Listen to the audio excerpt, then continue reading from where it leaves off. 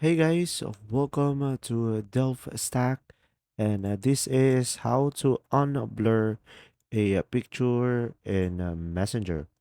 So, to do this, I have some practical tips for you guys. First is you could just simply go ahead and open up the Google Play Store into your device, and of course, just simply search for Messenger and just make sure you are running the latest version of the app to avail the feature of sending HD photos. And you could also select the three dots on the top right corner and enable the auto update so you won't have any issue.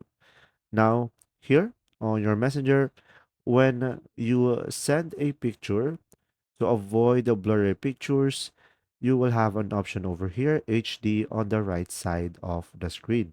So guys, make sure to turn on the HD mode in order for you to have a steady picture and not a blurry one.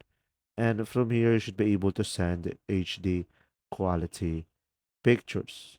As you can see over here on the pictures, guys, it has an HD logo. So guys, sadly, as of today, you cannot unblur a picture that is already blurry. But from here, you can send a quality picture and the picture will not get ruined by the messenger.